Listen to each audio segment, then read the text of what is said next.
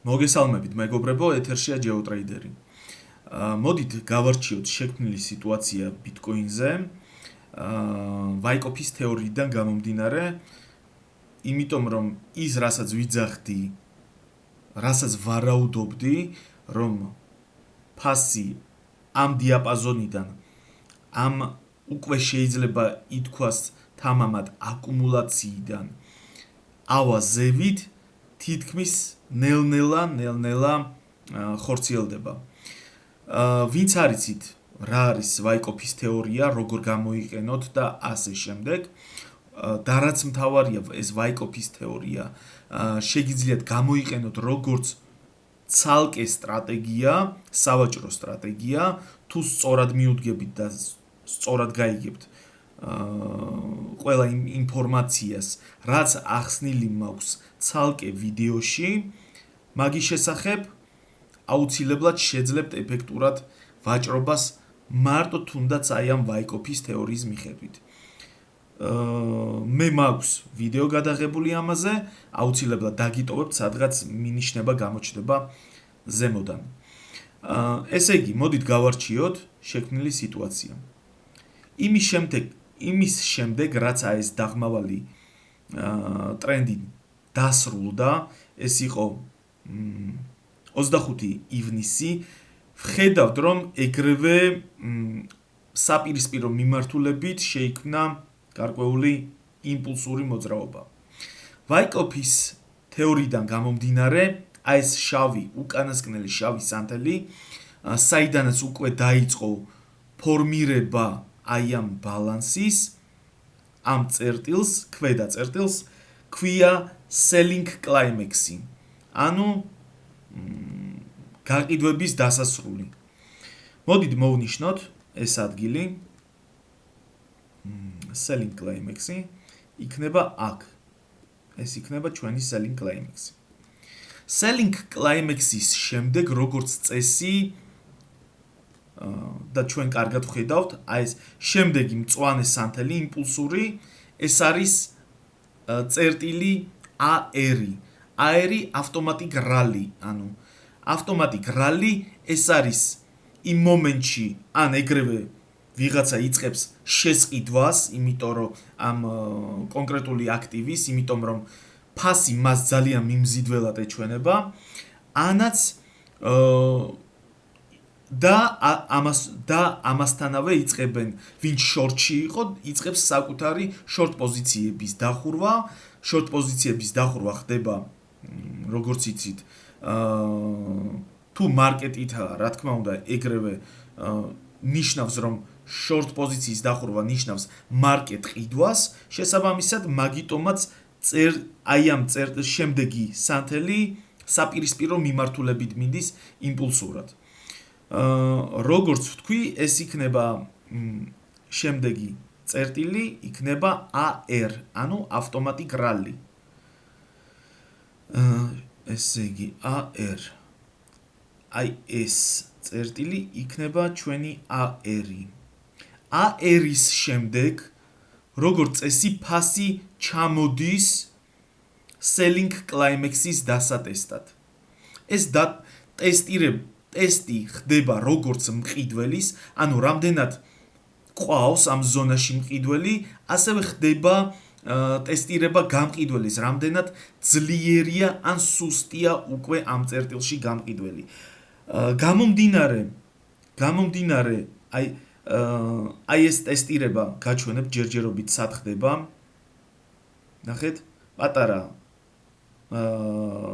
გაჩერება გარკვეულ დიაპაზონში და შემდეგ ფასი ჩამოდის, ტესტავს selling climax. მოდით მოვნიშნოთ, ეს არის წერტილი ST, ანუ second ტესტი იქნება ამ წერტილში. ეს არის second ტესტი. second ტესტი შეიძლება იყოს მაღალი მოცულობების ფონზე, შეიძლება იყოს დაბალი, იმიტომ რომ ყოველ შემთხვევაში second ტესტი აუცილებლად უნდა იყოს selling climax-ზე ნაკლები მოცულობა. თუ selling climax-ზე მეტი მოცულობა, მაშინ შეიძლება ისიც მოხდეს, რომ second test-ის დროს ჩვენ ვხსნით minimum selling climax-ს. ანუ უფრო ღრმად ჩამოვდივართ. ასეთი რამეც ხდება. ანუ ესეც ჩაითვლება second test-ად. მაგრამ ხშირ შემთხვევაში second test-ი არ არღვევს selling climax-ის minimums. Okay. ესე იგი, წერტილი, სადაც ფიქსირდება AR-ი, automatic rally, ეს არის ჩვენი დიაპაზონის პირველი წინააღმდეგობის წერტილი, წინააღმდეგობის ზონა. მოდით მოვნიშნოთ. შემდეგ ვხედავთ, რომ ფასი ერთხელ არღვევს და მეორედ არღვევს ამ დიაპაზონის ზედა ზღვარს. ზედა ზღვარს როცა არღვევს, ეს გარღვევებიც არის ჩვენ ფასისთვის დამატებითი წინააღმდეგობის ზონები. ერთი, მეორე, ნუ მესამეც ახლოსაა მეორესთან, ასე რომ შეგვიძლია არ მოვნიშნოთ. ამის შემდეგ მოხდა ასეთი რამ, გუშინ კი არა და ამაღამ, ეს იყო 5 საათი ღამის, მოხდა ასეთი ჩამოსვლა ფასის და ამ მინიმუმის selling climax-ის მინიმუმის მოხსნა, განახლება. ესე იგი, selling climax-ი ჩვენთვის არის როგორც მხარდაჭერის ზონა. მხარდაჭერის ზონა გაარღვია. რატომ ხდება ასეთი რამ? მხარდაჭერის ზონას როცა არღვევს ფასი და ისევ უკან ბრუნდება, ჯერ ერთი პირველ რიგში. ეს არის ცრუ გარღვევა, იმიტომ რომ ფასმა გაარღვია და ეგრევე დაბრუნდა უკან ამ ბალანსში, ამ დიაპაზონში, ეს იქნება ცრუ გარღვევა. ჩვენ ვხედავთ, რომ ცრუ გარღვევა არის მაღალი მოცულობის ფონზე. მაღალი მოცულობა იმის დასტურია, რომ მსხვილმა მონაწილემ, ბაზრის მსხვილმა მონაწილემ სპეციალურად მოხსნა მინიმუმი ამ selling climax-ის ქვეშ, ანუ ვინც long-შია, ამ დიაპაზონის ამ ნიშნულის ქვეშ, ანუ 58,000-ის ქვეშ, ვისაც ქონდა სტოპები განთავსებული, long-steps, ვისაც ქონდათ, მან მოხსნა ეს სტოპები მსხვილმა მონაწილემ, დააგროვა საკუთარი პოზიცია, long-stop-ი უდრის მარკეტით გაყიდვას, ანუ დაიწყო ავტომატურად სტოპები გააქტიურდა, მარკეტ გაყიდვები მოხდა, ხოლო თვითონ ლიმიტ ყიდვებით შეისრუტა ეს პოზიციები მსხვილმა მონაწილემ. იმიტომ რომ ვხედავთ მაღალი გაყიდვები. მოხსნა ლიკვიდობა, შეისყიდა ეს აქტივი დამატებით და შემდეგ რას ვხედავთ? ამის შემდეგ ეს უკვე ეს საფინალო მოხსნა ქვედა ზღვარის არის წერტილი spring. მოდით ვიპოვოთ spring-ი და მოვნიშნოთ. ეს არის წერტილი spring. spring წერტილი ხშირ შემთხვევაში მაღალი მოცულობის ფონზეა, შეიძლება დაბალიც დაფიქსირდეს მოცულობა. ასევე აღსანიშნავია, რომ მე ამ ბალანსი არსებობს ორი ტიპის, არსებობს დისტრიბუციული, სადაც მსხვილი მონაწილე ანაწილებს საკუთარ პოზიციებს, ასევე არსებობს აკუმულაციური, სადაც პირიქით აკუმულირებს, ანუ აგროვებს პოზიციას.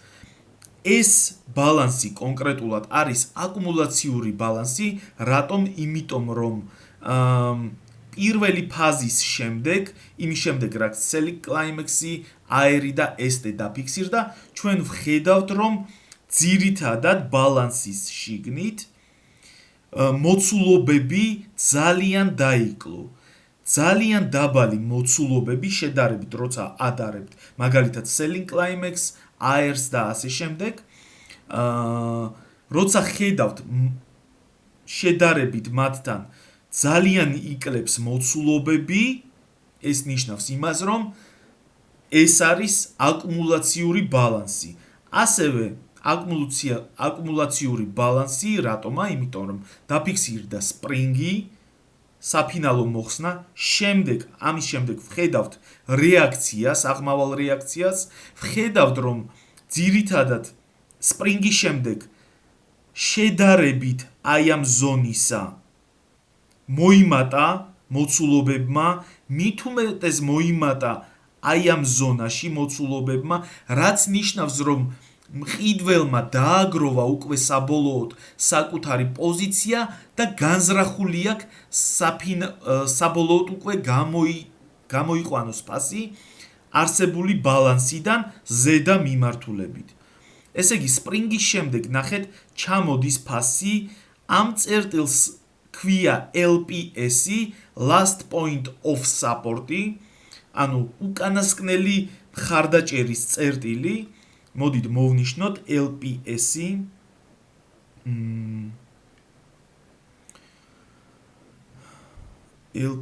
LPSY, ну იგივეა პრინციპში.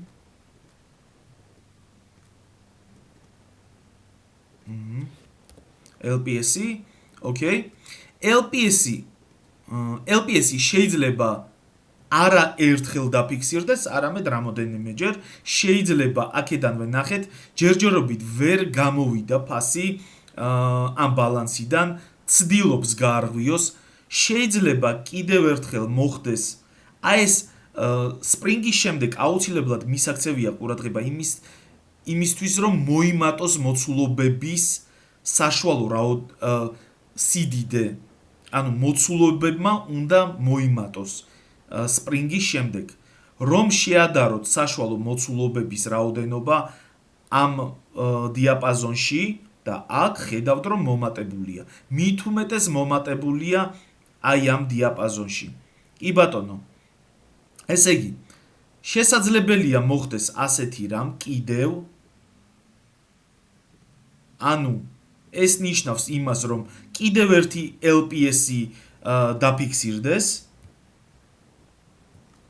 ერთი წამით მოვნიშნავ. კიდევ ერთი LPS-ი.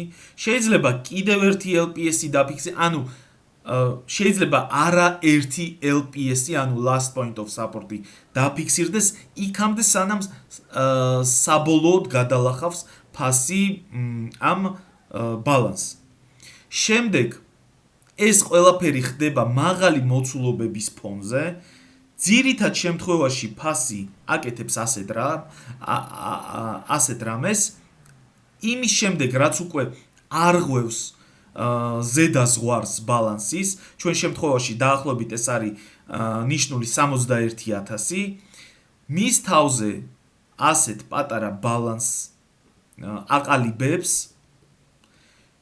რომელსაც ქვია SOS-ი, ესე უნდა მოვნიშნოთ. ისიც მაღალი მოცულობების ფონზე უნდა დაფიქსირდეს. და შემდეგ აქედან SOS-ის შემდეგ საბოლოოდ ჩამოსვლა კიდევ ერთი LPS-იანო და უკვე წავედით მაღლა. აი ესეთი რამეა მოსალოდნელი. ყოველ შემთხვევაში შეიძლება ერთ-ერთში ასეთი რამე არ დაფიქსირდეს, რა თქმა უნდა, იმიტომ რომ მოგიხსენებათ, მე არ ვარ მსხვილი მონაწილე და მარკეტ მეიკერი კონკრეტულად ბიტკოინზე და არც ერთ აქტივზე, მაგრამ ხშირ შემთხვევაში ვაიკოფის თეორია მოკლედ ასეთ რამეს გვეუბნება. ეს რახანა ჩვენ ინტერპრეტაცია ამ ბალანსის გავაკეთეთ როგორც აკუმულაციურის, შესაბამისად ფასი გამოდის ზედა მიმართულებით გარკვეულ ნიშნულამდე, რა თქმა უნდა, როგორც ვიძახდი ჩემს წინა მიმოხილვებში, ჩემი მოლოდინია რომ ჩვენ მივდივართ 70,000-ისკენ. დიდი მადლობა ყურადღებისთვის, ეს იყო რის თქმასაც ვაპირებდი. მადლობა ყურადღებისთვის. მომავალ შეხვედრამდე ნახვამდის.